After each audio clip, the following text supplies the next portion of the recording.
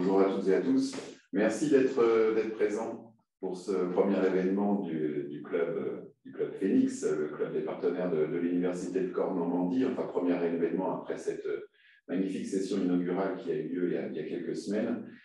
Aujourd'hui, vous savez, nous souhaitons proposer des masterclass, mais également des rencontres, quelque forme que ce soit à travers des tables rondes, à travers des visites de laboratoire et à travers également des visites de centres de R&D. L'idée, c'est véritablement, vous le savez, d'approfondir les liens que nous essayons de tisser entre l'université et les acteurs socio-économiques que vous représentez. Merci de votre présence.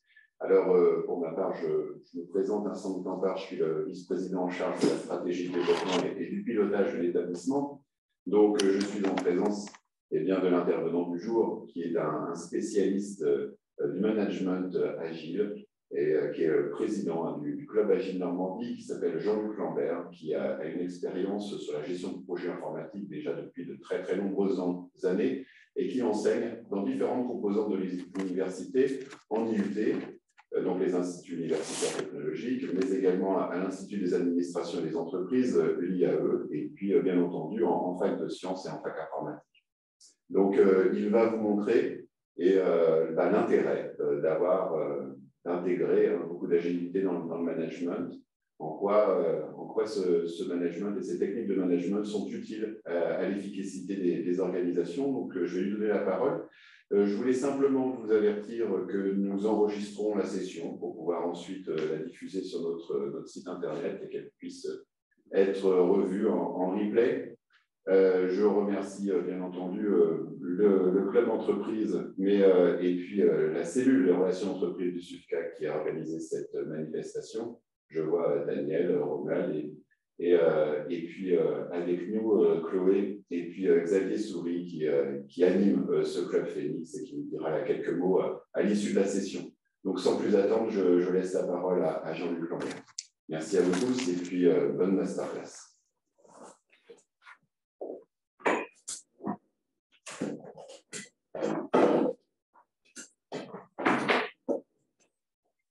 Bonjour à vous toutes et tous. Donc, Jean-Luc Lambert, on va commencer la présentation. Je vais donc partager mes diapositives, puisque dans mes diapositives, j'ai une diapositive de présentation.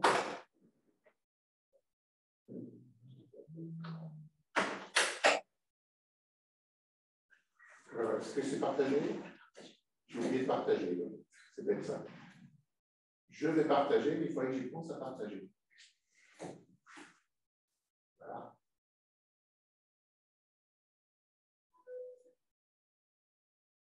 Voilà. Est-ce que vous voyez mes diapositives?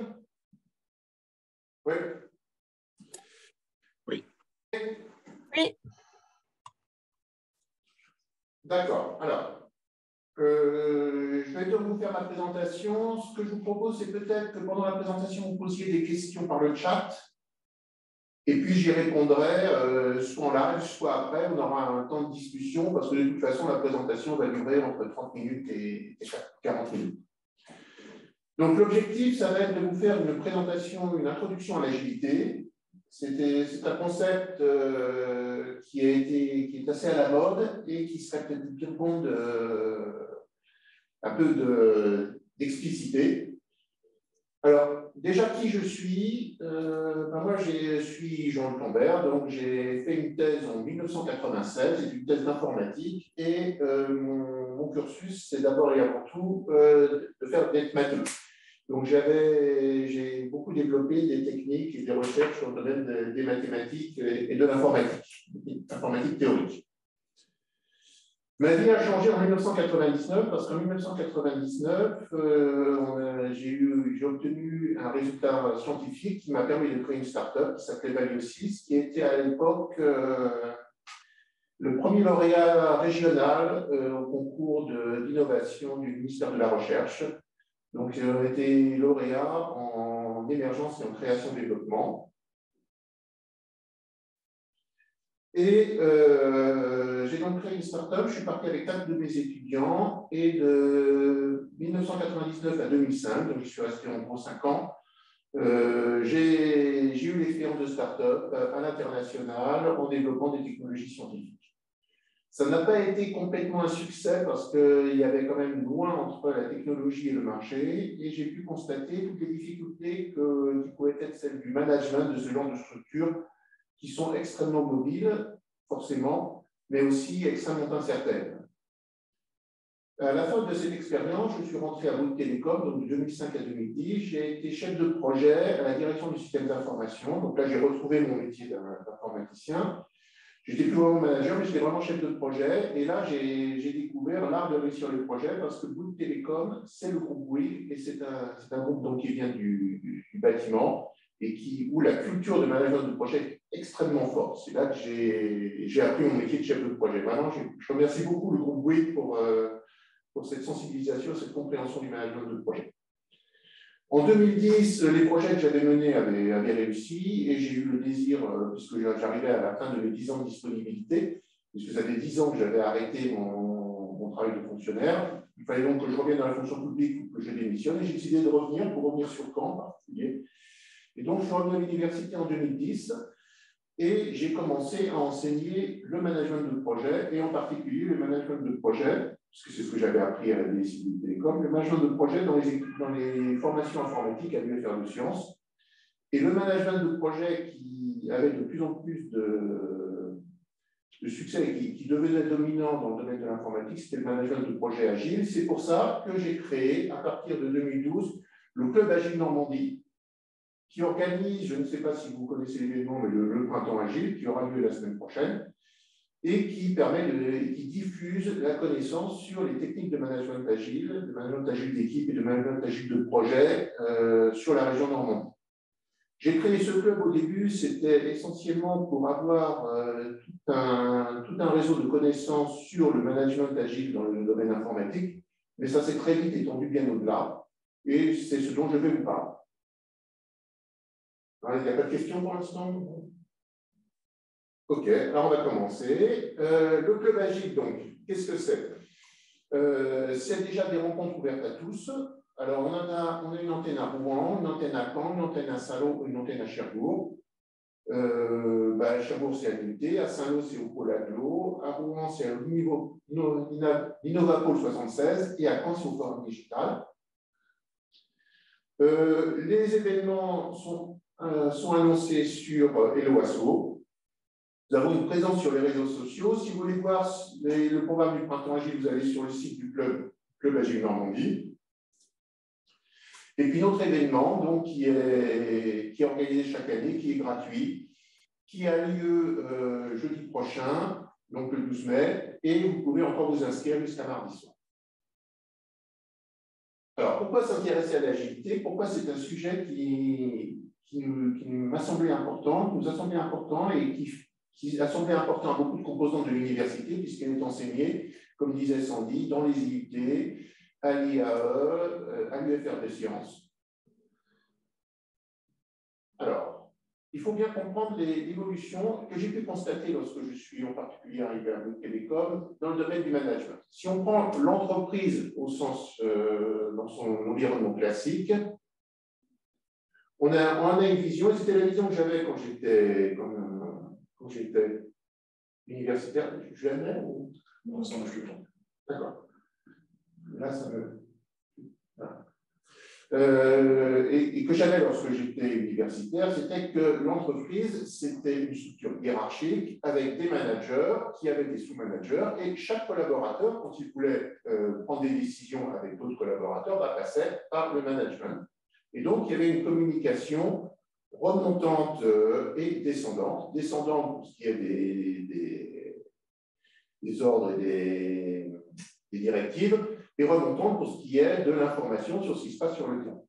C'était une vision un peu idyllique, mais en gros, ça restait quand même des principes d'organisation généraux des entreprises où le management était censé être bien au fait de ce qui se passait.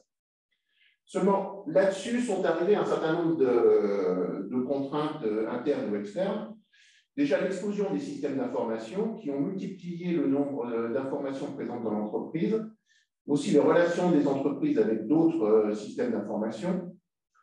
L'organisation matricielle, c'est une organisation qui fait que des projets transverses sont menés avec des chefs de projet qui dirigent les projets transverses. Et donc, les collaborateurs se trouvent entre deux feux, entre le manager traditionnel, qui est le manager de la composante, et le chef de projet, avec des possibilités de contradiction, de difficultés liées à ces organisations, et en particulier beaucoup d'informations qui transitent via les projets et non directement du manager, donc pas forcément de façon verticale comme ici. Tous les moyens de communication modernes, liés d'ailleurs aussi à l'explosion du système d'information, c'est-à-dire le mail, le chat, Outlook, le SMS.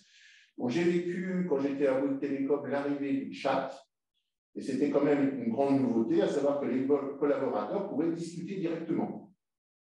Et j'ai eu l'expérience de cas où ça permettait de discuter sans que le management sache de quoi on discutait. Certes, ça peut être surveillé par l'entreprise, mais ça fait quand même un flux d'informations absolument énorme. Et quelque part, il y a une forme d'autonomisation des collaborateurs via ce genre d'outils. L'accélération du rythme de travail, évidemment, le monde devient, et les transformations de l'entreprise deviennent de plus en plus fortes.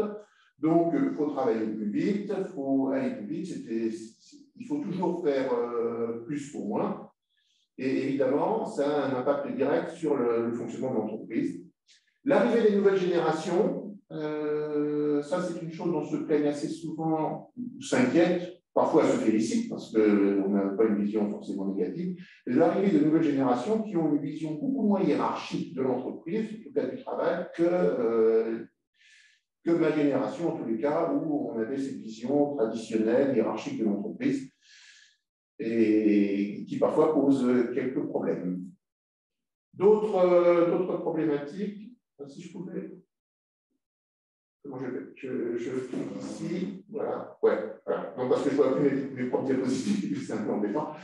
Les changements rapides d'environnement, la complexification, l'environnement devient plus complexe, donc il faut réagir plus vite, donc il faut s'adapter de plus en plus rapidement. On a eu évidemment l'arrivée de la Covid-19 qui a perturbé le fonctionnement des entreprises, l'augmentation des normes, les normes environnementales qui sont bien sûr nécessaires et nécessaires de respecter, mais qui complexifient encore le fonctionnement des entreprises. Et puis, des fusions, acquisitions d'entreprises qui transforment le management et les structures managériales traditionnelles. Enfin bref, toute cette belle organisation que l'on avait de l'entreprise, ça devient ça, c'est-à-dire ça devient des informations qui circulent absolument dans tous les sens.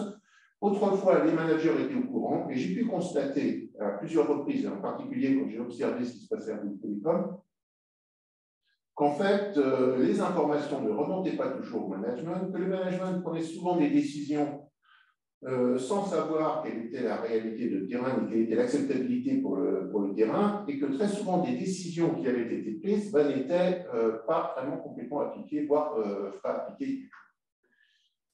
Il en résulte donc cette situation un brouillard informationnel, c'est-à-dire qu'il y a des informations qui circulent absolument dans tous les sens, dans l'entreprise, et pas toujours avec une bonne connaissance de ce qui se passe de la part du management.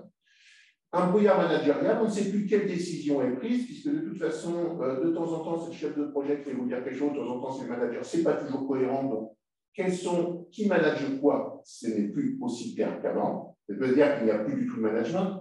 Mais disons que les collaborateurs s'étant un peu autonomisés par rapport au management, ayant des informations par ailleurs, eh ben, tout n'est plus aussi clair. Puis un brouillard décisionnel, on ne sait plus exactement quelle décision est prise, on ne sait plus dans quelle direction on va. Parfois, on a des projets qui sont menés, on ne sait même pas s'ils sont arrêtés.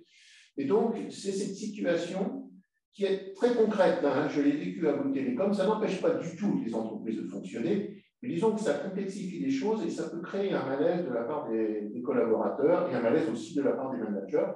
Et donc, on se trouve dans une situation plus complexe, une situation où l'information est beaucoup plus importante, où les gens discutent beaucoup plus, où on reçoit énormément d'informations de différentes sources qui font qu'on a besoin de maîtriser cet environnement. Alors, c'est là qu'intervient l'agilité. En fait, ce phénomène d'informations imprécises, très riches, dont on ne sait pas exactement où est l'essentiel, le secteur informatique est confronté à ce problème-là depuis au moins 20 ans.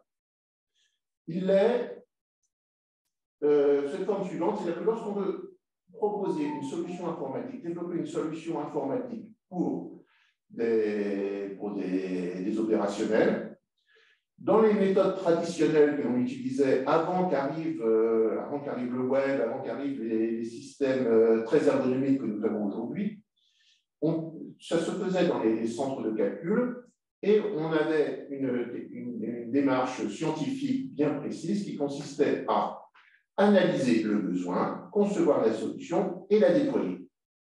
Et ça, c'était ce qui se faisait lorsque l'informatique était simple, c'est-à-dire dans les années 70-80, où l'informatique, c'était dans les centres de calcul, les usagers n'y accédaient pratiquement pas, et donc ils obtenaient les résultats, mais ils l'utilisaient peu. À partir du moment où les utilisateurs se sont diversifiés, c'est devenu beaucoup plus complexe, parce qu'on analysait le besoin, c'est la même chose, on concevait la solution par les informaticiens, on la déployait, et on arrivait ici, c'est-à-dire très loin de l'objectif que l'on avait visé. Et la littérature bonde dans les années 90 d'exemples de projets de développement informatique qui n'ont absolument pas atteint leur cible, tout simplement parce que lorsque vous vous confrontez à des usagers qui sont parfois des centaines avec des besoins différents, ça devient extrêmement complexe de savoir exactement ce qu'il faut faire, et que si on essaye de concevoir le projet depuis le début par une analyse, puis par une conception de solution, sans que les usagers aient été impliqués, ça devient extrêmement difficile et souvent on se trompe.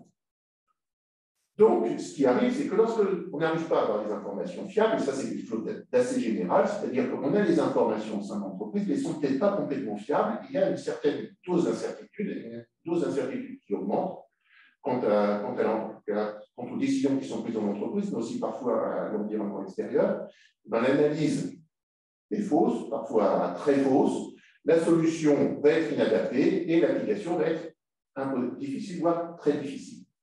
Et ça, ce sont des situations que j'ai vues tout à fait concrètement lorsque j'étais à Bouygues Télécom, où les décisions étaient prises et en fait, dans la réalité, on n'arrivait pas à les appliquer, tout simplement, on n'y arrivait pas. Et on se dit qu'il fallait quand même mettre en place des modes de communication beaucoup plus fluides entre l'opérationnel et le management pour arriver à prendre des décisions qui soient plus adaptées. Alors, en informatique, il se passait la chose suivante, c'est qu'on faisait le premier projet, on développait, on essayait de comprendre ce que voulaient les opérationnels dans une première analyse, on développait le produit, on leur donnait et on se plantait. On est arrivé très loin. Alors, on lançait le projet une deuxième fois et là, on s'apercevait que c'était mieux. Et puis la troisième fois, ça devenait tout à fait pertinent. C'est-à-dire qu'on s'apercevait que les projets informatiques, on ne les réussissait plus en inventant une solution qu'on déployait auprès des opérationnels, mais qu'on était obligé de faire plusieurs essais et que forcément, quand on concevait la solution au départ, on allait arriver à quelque chose qui ne correspondait pas tout à fait à ce qui était attendu, ce qui était utilisable, et donc on devait revenir sur la solution qu'on avait proposée. C'est pour ça qu'en février 2001, 17 chefs de projet informatiques se sont réunis. Ils utilisaient depuis les années 90 des modes de conception d'outils de développement logiciel qui étaient différents, qui faisaient beaucoup moins de planification dès le départ et qui étaient beaucoup plus interactifs avec les usagers. Et c'est ce qu'on a appelé les méthodes agiles. Alors, les méthodes agiles consistaient en fait à fonctionner de la façon suivante, c'était qu'on procédait par itération.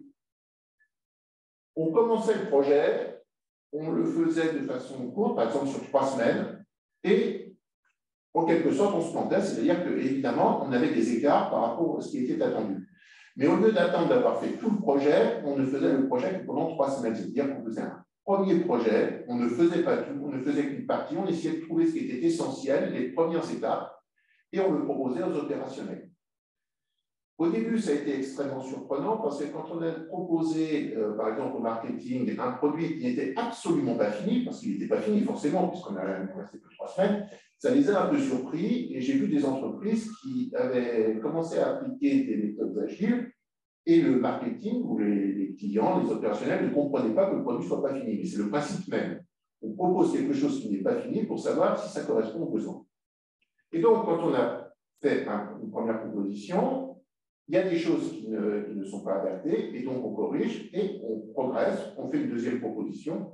Et en gros, c'est comme si on faisait plein de mini-projets, mais au lieu de planter complètement le projet, on ne plante que les mini-projets un peu, et petit à petit, on corrige. Donc, c'est le principe de dire on ne va pas avoir bon du premier coup, donc on va engager un premier projet, mais on ne va surtout pas engager l'ensemble du projet, puisqu'on sait qu'on n'aura pas bon et que ça ne correspondra pas aux besoins. On va le faire sur un temps court. Rapidement, on va se confronter aux usagers et on va apprendre de ces usagers. Et ça, c'est un principe général on pourrait dire d'essai-erreur, où au cours du projet, au lieu de... On va faire le projet non pas pour le réaliser tout de suite, mais pour apprendre et petit à petit, par essai-erreur, par correction au fur et à mesure, arriver à aller vers une solution opérationnelle mondiale.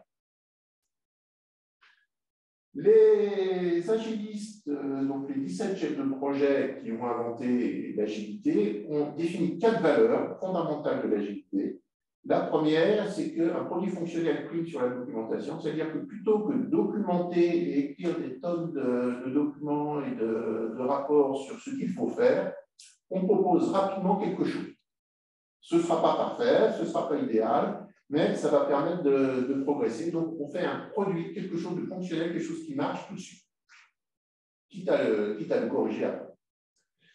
Ça implique d'avoir une forte collaboration avec les clients et les usagers, donc ceux qui vont utiliser les résultats du projet, qui est plus importante que la négociation.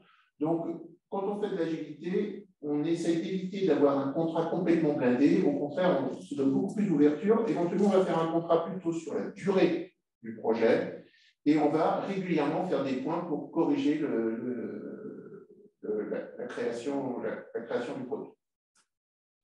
L'adaptation au changement passe avant le suivi d'un plan. C'est le troisième principe. Alors là, c'est une forme de révolution en management de projet, parce que le propre du chef de projet, c'est d'essayer de faire en sorte qu'on suive le plan et qu'on évite de trop s'en écarter. L'idée que quand on fait un développement informatique, on va s'adapter au changement, accepter le changement, c'était quelque chose qui n'est pas facile d'accepter et qu'il a fallu vraiment trouver des modes de management pour pouvoir le faire. Parce que quelque part, le fait de suivre le plan, ça protège l'équipe, ça donne à l'équipe une visibilité sur ce qui va se passer, tandis que si on accepte le changement, évidemment, ça pose des problèmes. Et c'est là que va intervenir le quatrième principe, et qui est vraiment la base du management agile d'équipe, c'est que les personnes et leurs interactions sont plus importantes que les processus et leurs outils. C'est-à-dire qu'on va devoir développer des modes de management très interactifs avec les équipes, de façon à ce qu'elles soient capables d'accepter de proposer des solutions lorsque la situation change. Parce que la difficulté avec cette approche, sur le plan intellectuel, c'est très séduisant de dire on va procéder plutôt par essai-erreur de façon à s'adapter aux besoins. Mais dans la réalité, ça pose un problème de management absolument crucial qui est que si on fait un produit, on le propose au client, le client le regarde et demande des changements, et bien si on fait ça sans méthodologie, évidemment, les équipes ne vont pas pouvoir le supporter, car c'est absolument insupportable d'avoir un chef de projet qui réagit et répond de façon systématique oui quand le client demande un changement. Ce n'est pas possible. Et donc, ça va demander vraiment des modes d'interaction avec les équipes qui font que les équipes, et en particulier quand on a commencé la chimie en informatique, c'est les équipes de développeurs, sont capables de dire et de parler avec le client pour dire oui, alors ce que vous demandez là, on peut le faire de telle ou telle façon, mais il faut bien comprendre qu'on ne peut pas le faire quand vous le demandez, exactement parce que ça pose des problèmes techniques.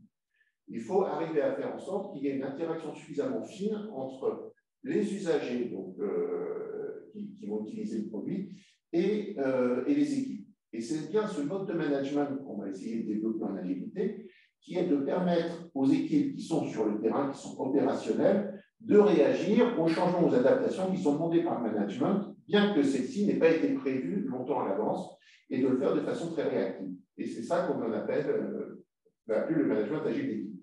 Et quand je fais du management agile d'équipe auprès d'équipes qui ne sont pas des informaticiens, donc qui ne vont pas faire des méthodes agiles de développement informatique, mais qui vont avoir besoin simplement de réagir à un environnement changeant ou complexe, eh bien, j'insiste beaucoup sur le fait que c'est le quatrième principe, le mode d'animation d'équipe qui va prendre une importance particulière et que j'essaye de propager auprès des étudiants. Alors, je vais peut-être faire une pause là pour savoir s'il y a des questions. Non? Est-ce que ça va jusqu'à présent? Oui, très bien. Oui. Très bien. Voilà. Ok, alors je continue. Je n'hésite pas à écrire les questions. Oui, n'hésitez pas à écrire des questions. Hein. J'ai des aides pour me signaler s'il y a des questions. Et donc, quand on fait un déroulement d'un projet en mode agile, on a bien une vision. La vision est absolument cruciale. Il faut savoir où on va. C'est bien beau de dire aux équipes qu'on va s'adapter au fur et à mesure, mais les équipes ne vont pas s'adapter si on n'a pas une vision, c'est-à-dire si on n'a pas un objectif bien partagé avec l'équipe. Donc, on se donne une vision, mais la vision, on ne va pas y aller avec un plan précis comme j'ai dessiné ici, on va y aller par étapes successives, et donc, ça va pas être tout droit. Je dis souvent, le management agile d'équipe n'est pas optimal, c'est-à-dire que puisqu'on procède par essai-erreur, ben forcément, si on avait su tout de suite ce qu'il fallait faire, on aurait été plus efficace. Le problème, c'est qu'on ne le sait pas. C'est bien ça le problème. Mais ce n'est pas optimal. De toute façon, donc, on va certainement perdre du temps. Et ça, j'ai souvent la remarque des étudiants qui me disent, bah oui, on a perdu du temps. Ben oui, on a perdu du temps. Mais si l'équipe est super motivée et est capable de réagir, ce temps, il vaut le coup de l'avoir perdu. Ça vaut le coup de l'avoir perdu. Ça a permis de créer une équipe beaucoup plus efficace. Donc, on perd un peu de temps, certes, et à chaque fois, à chaque étape, à chaque fin d'itération, on va évaluer ce qu'on a fait. Est-ce que c'est bien? Est-ce que c'est pas bien? Est-ce qu'on a progressé? Est-ce que ça correspond aux besoins? On va voir ce qu'on a appris. Et ça, c'est important, l'agilité me remet au bout du jour l'apprentissage. C'est-à-dire qu'on pensait que, dans les méthodes classiques, quand on faisait un plan au départ et qu'on appliquait ensuite, eh ben, on imaginait qu'on savait quelle était la situation, qu'on avait compris le besoin. On se disait, si on n'a pas compris le besoin, c'est qu'on n'a pas assez bien travaillé en amont. Quand on adopte des modes de management agile d'équipe, on se dit, on part du principe en fait, qu'on ne va pas savoir exactement. Il y a des choses qu'on ne saura pas, qu'on n'aura pas captées. Pour les capter, il faut aller voir les usagers, leur proposer quelque chose. En fait, le client ou l'usager, il saura ce qu'il veut quand on lui présentera quelque chose. En fait. Et donc, si on ne nous présente rien, en fait, on ne saura pas ce qu'il veut. Et donc, à ce moment-là, forcément, au fur et à mesure du projet, on va apprendre des choses sur le besoin. Et donc, on remet un jour, au bout du jour, cet apprentissage, c'est-à-dire qu'on part du principe, finalement, on pensait qu'on savait, mais on sait bien qu'on ne saura pas. Donc, on va accepter d'apprendre au cours du projet. Donc, évidemment, si on apprend des choses au cours du projet, on va provoquer des changements. Ces changements vont provoquer des changements au cours du projet. Et donc, très important, troisième point, la priorisation. C'est-à-dire que si on a des changements qui arrivent au cours du projet, il ne faut pas tout accepter. Peut-être qu'il faut faire des renoncements. Se dit, s'il faut en plus faire telle ou telle chose, forcément, il va falloir en supprimer ailleurs. Et ça, c'est absolument crucial dans les avantages du management agile, c'est que on remet au bout du jour le fait que l'on apprenne au cours du projet, et puisque l'on apprend, le projet va changer, et puisque le projet va changer, son périmètre va évoluer. Et très souvent, et c'est ce que je dis souvent à mes équipes, en particulier dans le domaine de l'informatique, c'est assez général, c'est que quand on pratique en mode agile, on ne fait pas tout. On ne fait pas tout ce qui était prévu au départ. Parce que très souvent, on va s'apercevoir au cours du projet qu'il y a des choses plus importantes que ce qu'on avait prévu au départ et que donc il faut prioriser. Et ça permet aussi de lutter contre une tendance qui existe aujourd'hui et qui est assez forte, qui consiste à chaque fois qu'il y a un changement, à rajouter des tâches à l'équipe. Et évidemment, à force de rajouter du travail, les personnes finissent par rentrer en surcharge, font des burn-out et ne peuvent plus supporter ce monde qui est terriblement changeant et on rajoute toujours des tâches. Si on rajoute des tâches, c'est qu'on en supprime d'autres. Et ça, c'est un principe absolument crucial. Ça veut dire qu'on réfléchit à la priorisation, ça veut dire qu'on partage avec le client, on lui dit qu'est-ce qui est le plus important. Et donc, cette relation avec le client est absolument, et avec les usagers, est vraiment cruciale en termes d'agilité. Si on ne le fait pas, on va très vite arriver à un mode de management qui est insupportable. Donc, il est important de bien comprendre que si le projet change pendant son déroulement, forcément, son périmètre a toutes les chances de changer aussi. Il y a peut-être des choses qu'on ne va pas faire parce qu'on a jugé moins importantes que ce qu'on a découvert au cours du projet. Alors ça demande quand même un certain lâcher-prise. Ce n'est pas évident à gérer et ça s'apprend. C'est pour ça que je pense qu'il est important de l'enseigner à l'université, mais aussi de faire des formations. En particulier, je fais pas mal de formations auprès de managers de proximité qui apprécient beaucoup parce qu'ils se trouvent confrontés à ces problèmes-là et qu'ils aimeraient bien que leurs équipes proposent des choses. Mais pour ça, il faut qu'ils soient capables de lâcher prise et d'animer et d'avoir les outils d'animation qui permettent de le faire. Alors, maintenant, on va passer plus concrètement aux outils. Là, on a vu les principes généraux. Donc, on va avoir des équipes auxquelles on va dire le besoin, c'est celui-ci, la vision, on l'a. Par contre, les moyens et le détail, on n'a pas tout au fur et à mesure. Donc, on va apprendre pendant la progression d'équipe et comment on arrive à gérer des équipes que l'on soumet à des possibilités de changement en cours de projet. Alors, la première chose, c'est dès le départ de faire des ateliers créatifs avec l'équipe, c'est-à-dire que l'équipe doit être intégrée aux besoins. Alors ça, c'est un type d'atelier que je fais, c'est partant d'un problème. On demande, je ne sais pas, il y a 6 personnes, c'est 6 feuilles. Chacun des collaborateurs va dire toutes les solutions qu'il voit au problème. Et puis, on va se passer la feuille. Quand on a fini d'écrire, on passe la feuille au voisin de droite, qui va rebondir sur les idées exprimées par son voisin de gauche. Et puis, on va faire tourner la feuille, et au bout d'un certain temps, il y a, ça crée un certain désordre, évidemment, il faut accepter un certain désordre en agilité, mais on a tout un tas d'idées pour résoudre ou pour aborder le problème. Et ensuite, l'ensemble de l'équipe va sélectionner, parmi toutes les idées qui ont été exprimées, celles qui lui paraissent les plus pertinentes.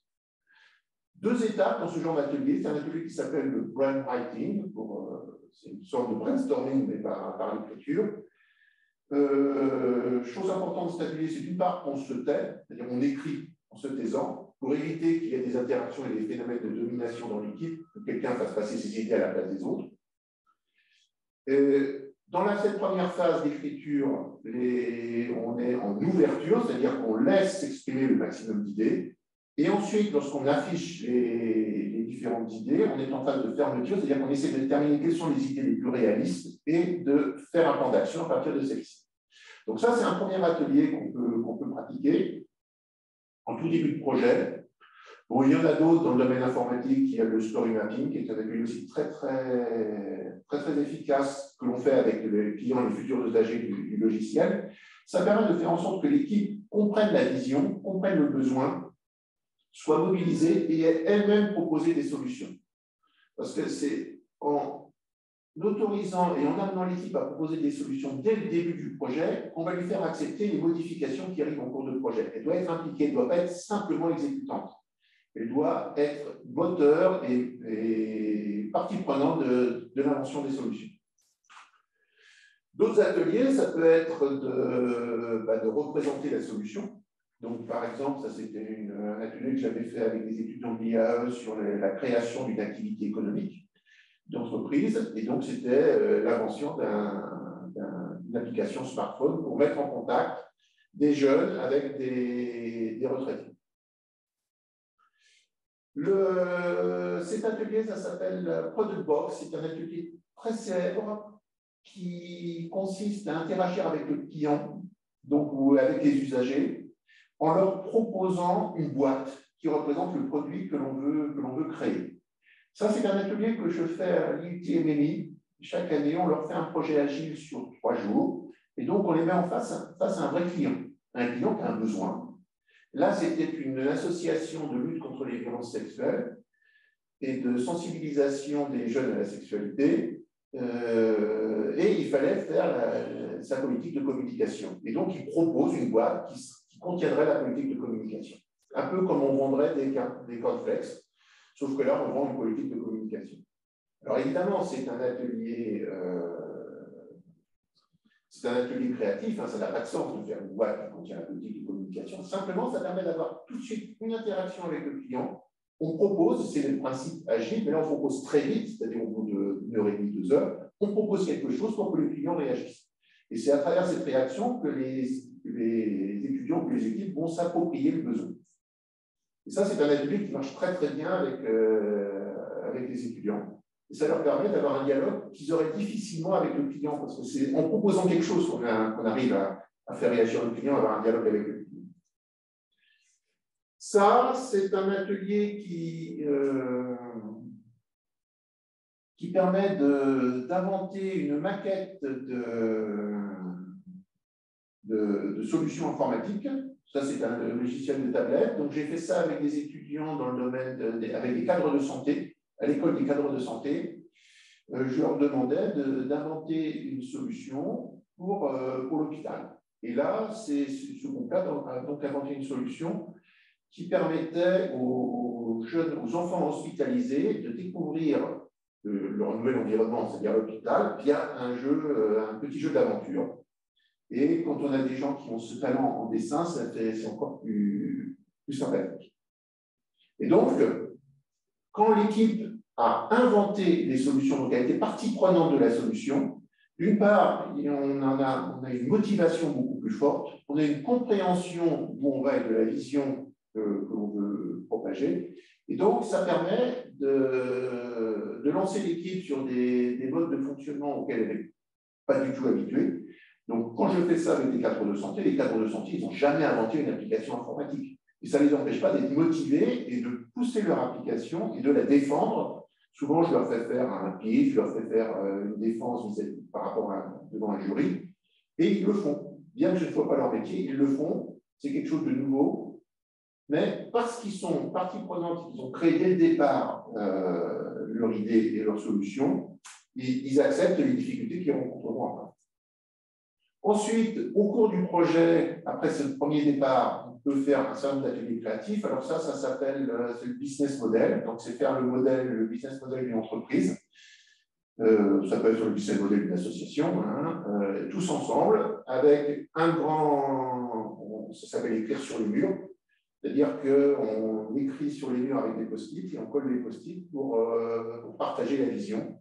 Et ça permet d'avoir des discussions sur quelle est la vision, où c'est qu'on veut aller en cours de projet. Ça, c'est un atelier classique qui s'appelle les personas, où chaque membre de l'équipe, où les membres de l'équipe vont créer leurs usagers de façon à les connaître. Et souvent, on demande de les dessiner. Parfois, on met des photos. Parce que dans les équipes ensuite, ça permet de savoir pour qui on travaille. Donc, M. Boyan Bobaski, là, qui a 26 ans, qui est assistant marketing, ce sera celui qui utilisera la solution, qui aura besoin de la solution. Donc, c'est personnalisé et donc on ne travaille pas dans l'abstrait pour réaliser un plan, on travaille pour Boyan Bobaski, qui a tel ou tel besoin. Et évidemment, là aussi, ça revient aussi à ce qui a été fait au début en brainstorming, c'est toujours d'entretenir auprès de l'équipe le sentiment qu'elle travaille pour quelque chose. Donc, donner du sens au projet, c'est absolument crucial. Là, ce sont des bandes dessinées que l'on peut faire aussi pour raconter l'histoire du projet. Donc là, c'était par exemple pour que des services ou différents projets expliquent ce qu'ils sont en train de faire et les difficultés qu'ils ont rencontrées. Et donc ça, c'était des étudiants qui travaillaient avec une entreprise pour l'aider sur son business model et qui racontaient ce qui s'était passé sur leur projet et les différentes étapes qu'ils avaient vécues. Ça, c'est une planification. Donc, ça consiste à positionner le travail dans le temps. Il y avait 3 équipes.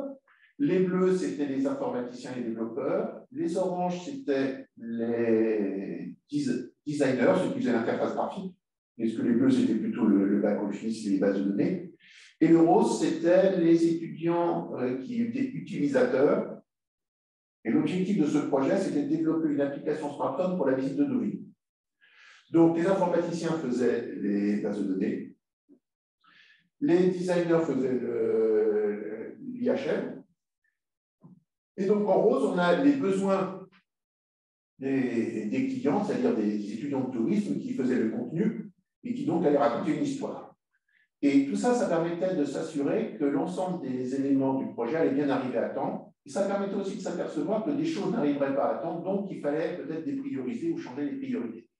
C'est très important parce que ça permet à plusieurs équipes, je reviens, à plusieurs équipes de discuter ensemble. Il y avait 3 équipes donc, qui discutaient, de faire leur planning ensemble et de s'apercevoir de leurs interactions. Et ça évitait ça permettait de prioriser. Toujours la même idée, c'est qu'il faut prioriser au cours du projet et de faire le planning ensemble permet de trouver et de discuter des différentes priorités. On s'aperçoit, j'avais une fois j'avais discuté avec le responsable de la cellule web des laboratoires Gilbert qui me disait, mais une fois j'ai carrément eu un client, je lui ai montré la planification de mon équipe. Il a de lui-même supprimé des post-it, des choses qu'il avait demandées. Il s'apercevait que ce n'était pas possible de les avoir. Et il proposait de lui-même de les supprimer parce qu'il ne savait pas tant d'importance que ça. Le fait de partager une même vision entre différentes équipes au cours d'un même atelier peut avoir des vertus sur la compréhension mutuelle des équipes et sur le fait qu'on arrête d'être dans cette situation de confrontation où chacun essaie de gagner. Là, c'est le projet qui peut gagner et il y a des phénomènes très intéressants de négociation qui peuvent simplifier considérablement le travail des équipes et d'éviter qu'on ait une augmentation continuelle du travail, parce que c'est ça qu'on veut éviter. C'est d'éviter qu'on fasse des monts supplémentaires systématiquement sans que jamais personne ne s'aperçoive qu'on ne sera pas capable de le faire et on met les équipes en souffrance. Et puis alors, je termine par l'atelier clé de l'agilité qui sont les rétrospectives. Donc régulièrement, par exemple toutes les 3 semaines, l'équipe se rencontre et fait un atelier qui s'appelle la rétrospective, qui consiste à regarder ce qui s'est passé sur le projet et de voir ce qu'on peut améliorer, comment l'équipe peut s'améliorer. C'est un atelier qui se fait en équipe. Alors ici, c'est un atelier qui s'appelle la matrice d'apprentissage. Ici, il y a un smiley qui sourit, là, un smiley qui fait la tronche. Ici, c'est des idées, et là, les remerciements. Donc, chaque membre de l'équipe colle ses post-it. On commence toujours par ce qui s'est bien passé dans l'équipe. Donc, qu'est-ce que vous avez apprécié sur le projet? Qu'est-ce qui a moins marché sur le projet? C'est la deuxième case. Quelles solutions ou quelles propositions vous faites pour que ça aille mieux? Ce qui peut donner derrière des plans d'action pour améliorer la situation. Et les remerciements. Donc, les remerciements, c'est une façon de remotiver l'équipe. Chacun remercie un membre de l'équipe pour une aide qu'il a apportée.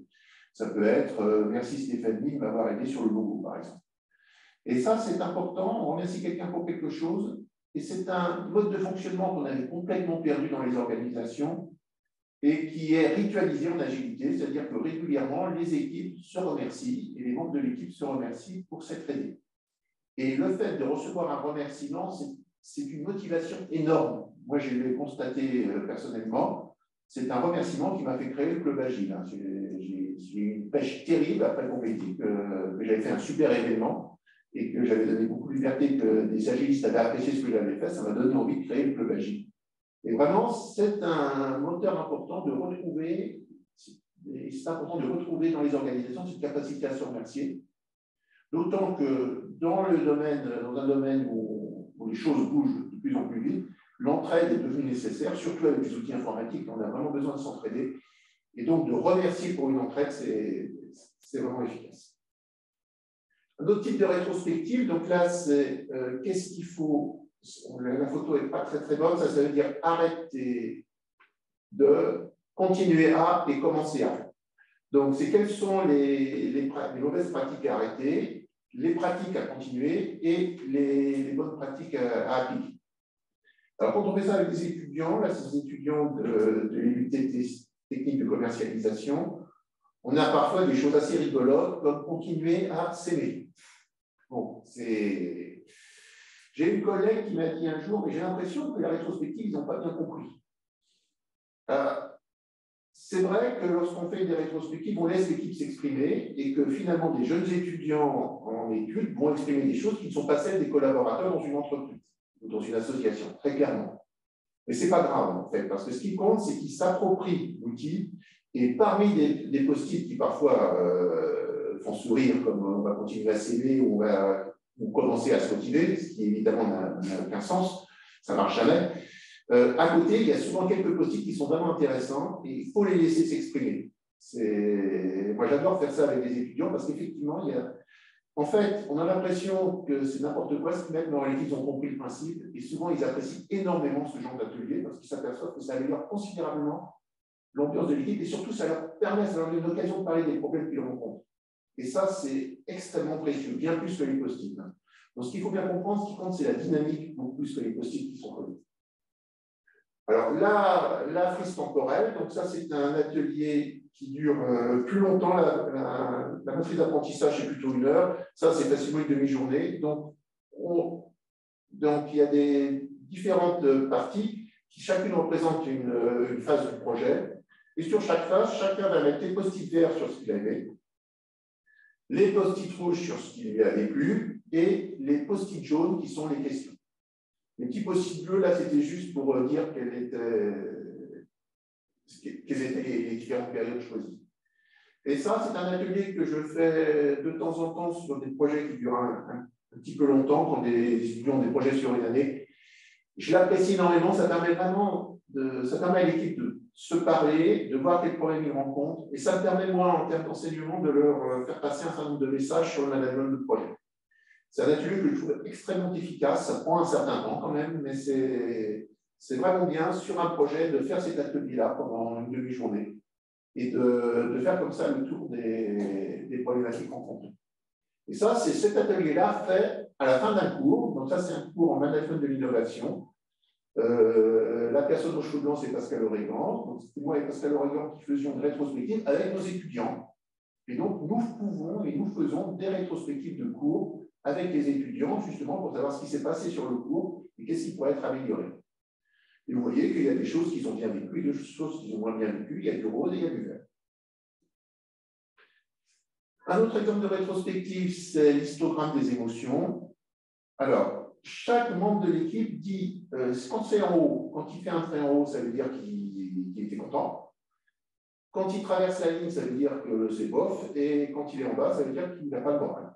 Et donc, on voit au cours du projet, chaque membre de l'équipe dit où il en est. Et on s'aperçoit que finalement, chacun ne vit pas le projet de la même façon. Certains continuent à avoir le moral, d'autres, ça dépend complètement, d'autres remontent d'un seul coup. Et ça, c'est important. Alors déjà, ça permet aux collaborateurs de dire comment ils se sentent. Et le fait de le dire, c'est absolument crucial. Il ne faut pas croire que parce qu'un collaborateur a un moral en berne, il faut essayer absolument de le lui remonter. Parfois, il a juste besoin de le dire. Ça suffit. Donc déjà, ça permet de savoir ce qui se passe avec l'équipe. Ça permet de transmettre au management, au chef de projet, comment on ressent le projet, pour avoir d'éventuelles alertes sur des dysfonctionnements. Parce que les rétrospectives ne se font pas quand on a des problèmes. Les rétrospectives se font, comme je disais, toutes les 3 semaines, régulièrement au cours du projet. Donc ça permet d'anticiper d'éventuelles difficultés. Ça permet de partager les doutes de l'équipe.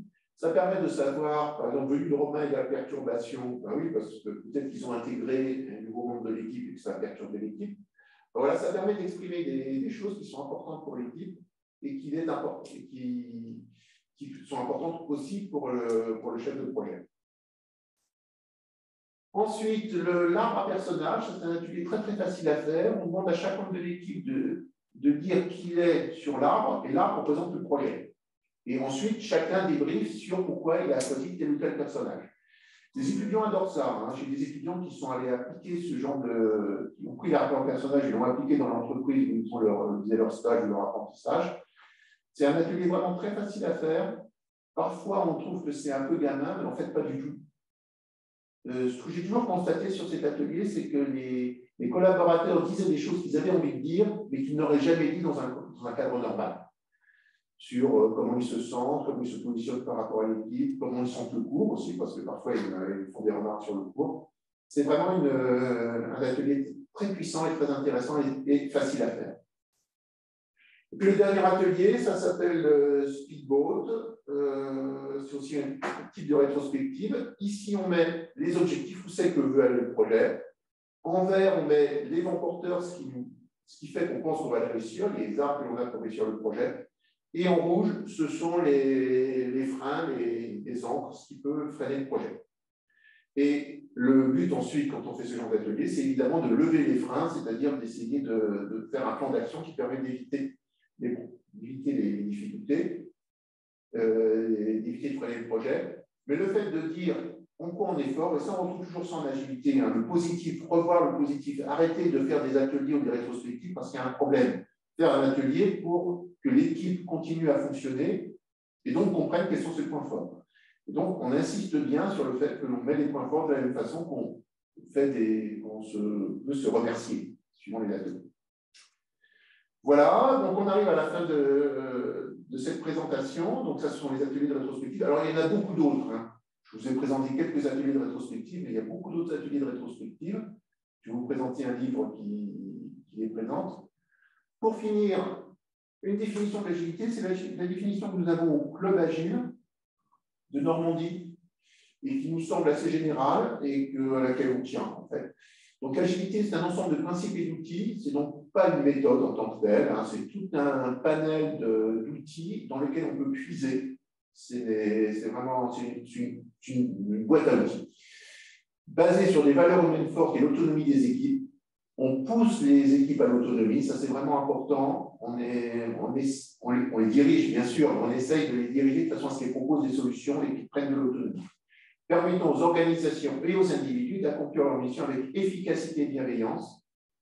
Efficacité parce que l'agilité, ça naît du management de projet. Donc si on mène des équipes en mode agile, c'est bien pour qu'elles soient efficaces et plus efficaces et garder la bienveillance. Donc, il y a toujours de la bienveillance dans les ateliers, dans les postures du chef de projet. Et ça s'applique dans un environnement changeant ou complexe. C'est-à-dire que ce n'est pas la peine de faire de l'agilité quand on est dans une structure qui est bien stable, où les choses fonctionnent.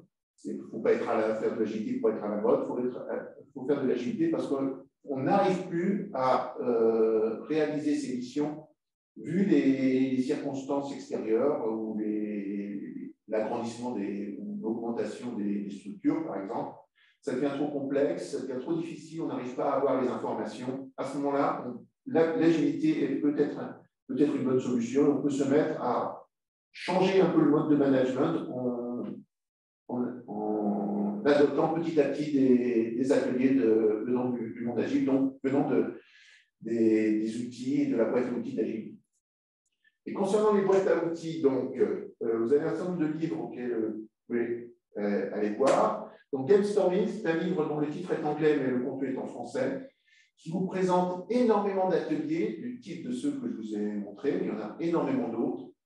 Et il y a toutes sortes de types d'ateliers qui sont très, très proches du fonctionnement traditionnel des organisations des entreprises, jusqu'à des ateliers tout à fait planants, comme la board de box, par exemple, où on s'amuse à proposer un plan de communication dans une boîte.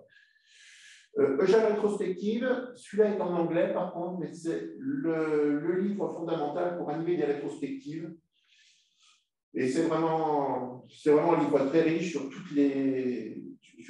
toutes sortes d'ateliers pour varier les rétrospectives et comment et quelle est la posture de l'animateur de rétrospective. Passer en mode workshop, c'est un livre en français sur des enchaînements d'ateliers, qui peut être assez inspirant pour organiser une journée d'atelier dans une entreprise. Innovation Games, c'est un jeu, ce sont des jeux agiles le livre est en anglais malheureusement, ce sont des jeux agiles pour impliquer les clients. Donc, comment on fait discuter l'équipe qui développe le projet avec ses usagers ou ses clients. Et donc là, ce sont des ateliers spécifiquement dans ce cadre-là. Donc, ce n'est pas des ateliers de rétrospective, c'est vraiment des ateliers de brainstorming avec l'équipe. Reinventing Organization, c'est un livre en français de Frédéric Laloux sur des organisations, des entreprises qui fonctionnent complètement sur ces modes agiles, donc des entreprises qui sont parfois complètement auto-organisées. Donc, on donne beaucoup d'autonomie aux équipes. Alors, ce sont des modèles, hein, il ne s'agit pas forcément directement applicable aux organisations, mais ça peut être un livre, une référence inspirante.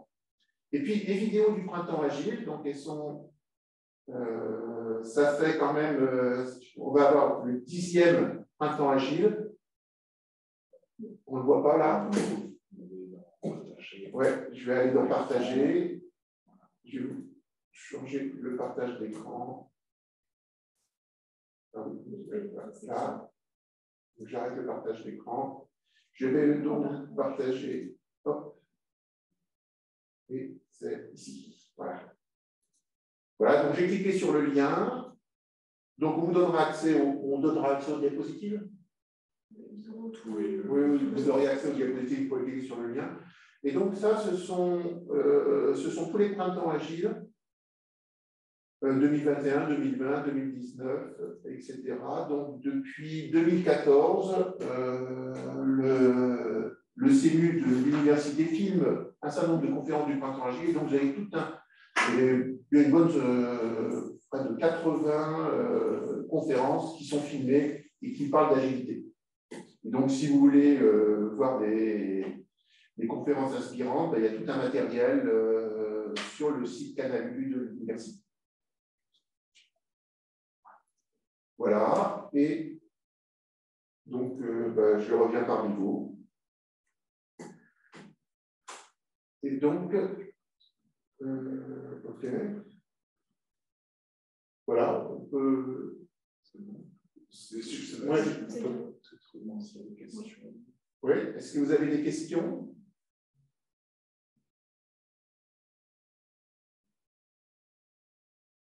N'hésitez pas à prendre la parole, là, moi je vous écoute.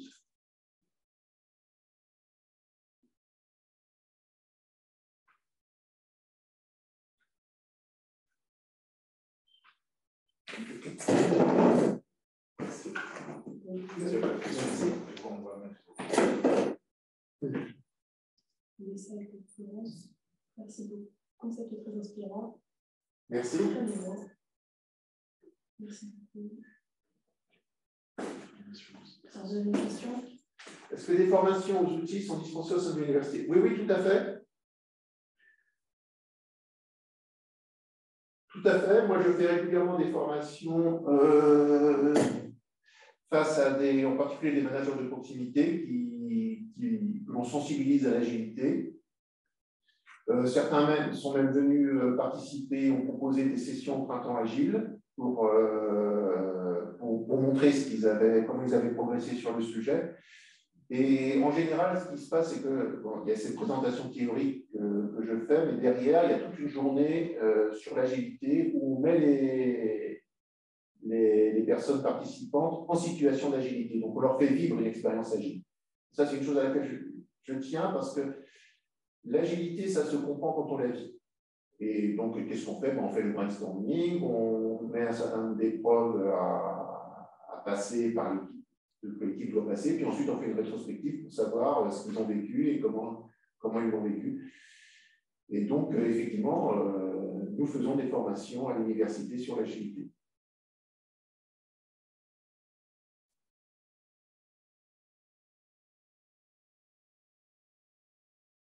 Alors, le prochain printemps agile, c'est la semaine prochaine, c'est jeudi 12 mai. Et les inscriptions sont ouvertes jusqu'à mardi soir sur le site du Club Agile. Vous allez sur le site du Club Agile, vous verrez le programme.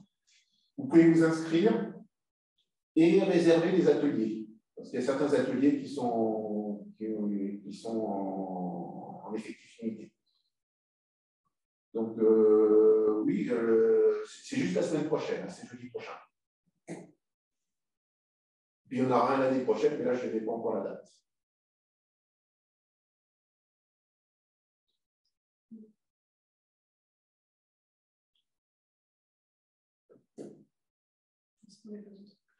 Ok. Merci beaucoup. J'espère que cette conférence vous a intéressé. Et puis, n'hésitez pas à me contacter si vous avez des questions sur. Une dernière question. Oui. Pour savoir si c'est en journée. Le printemps agile, oui, c'est en journée. Oui, ça commence. L'accueil commence à 8h30 et les ateliers commencent à partir de 10h. Jusqu'à 17h, je crois. Jusqu'à 17h. Oui, c'est en journée.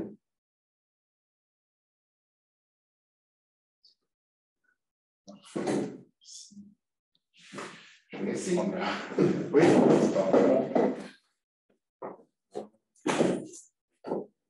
Bonjour à tous. Je suis Xavier Souris, je suis responsable du Club Phoenix. Donc, je vais commencer par essayer d'appliquer quelques préceptes qu'on a pu voir grâce à Jean-Luc Lambert en leur remerciant énormément de cette présentation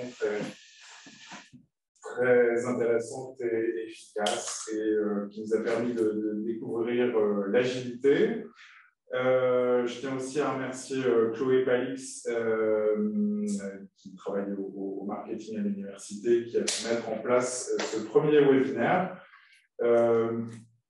Deuxième précepte qu'on va essayer de mettre en place aussi, n'hésitez pas à nous faire vos retours, ce que vous avez apprécié, ce qu'on peut faire différemment aussi dans le cadre des prochains masterclass. Au sujet des événements du Club Phoenix, j'ai 2 dates à vous donner. Donc, le prochain événement, ce sera une visite en physique d'une salle remarquable de l'université, puisque un des objectifs du Club Phoenix, c'est d'ouvrir les portes de l'université, de vous faire découvrir nos richesses. Et bien, c'est la visite de la salle des marchés à l'IAE de Caen, qui s'appelle la salle Bloomberg, et cette visite aura lieu le 13 juin, dans la matinée, entre 9h et midi, probablement sur plusieurs groupes. Donc, n'hésitez pas à nous envoyer un message sur l'adresse club-phoenix@unicamp.fr. On va vous le mettre dans la discussion. On va peut-être remettre également l'adresse email de Jean-Luc Lambert, si vous souhaitez échanger avec lui. Donc ça, c'est donc le 13 juin à l'IAE pour une visite de site, une visite de cette classe Bloomberg, cette salle Bloomberg. Et puis ensuite, le 20 septembre, ce sera le 2e masterclass sur la thématique des exemples de partenariats publics-privés, et notamment sur le domaine de la recherche biomédicale. Et ce sera une présentation du professeur Denis Vivien de l'Institut Blood and Brain à Caen, Normandie, une abréviation qui s'appelle BBATSI pour ceux qui connaissent. C'est très intéressant, je vous invite à vous inscrire dès à présent, notamment via le mail en attendant le lien d'inscription qui arrivera plus tard. Et puis pour conclure, donc pour faire partie du club, c'est très simple et parmi vous, évidemment, vous êtes de fait membre, mais pour un rappel, et si vous souhaitez en parler à vos contacts, il suffit de prendre des stagiaires à l'université, peu importe la composante, la matière, la filière, d'envoyer vos collaborateurs, collègues, vous-même en formation continue à l'université. On a plus de 200 formations qui sont ouvertes à la formation continue, formation tout au long de la vie. Vous pouvez également prendre un alternant. On a plus de 70 formations qui sont ouvertes à l'alternance aujourd'hui. De ce fait, vous rentrez dans le Club Phoenix. Vous pouvez aussi avoir un partenariat ou un contrat de recherche avec un des laboratoires, un des 41 laboratoires de l'Université de Caen-Normandie. Et également verser le solde de la taxe d'apprentissage. Je me permets d'insister sur ce dernier point puisque nous sommes au mois de mai et que la clôture des versements a lieu le 31 mai. Voilà, donc il me reste à vous remercier et je vous dis à très bientôt. N'hésitez pas à vous rendre sur le site du Club Phoenix. http://club-phoenix.unicamp.fr. Merci à tous et à très bientôt.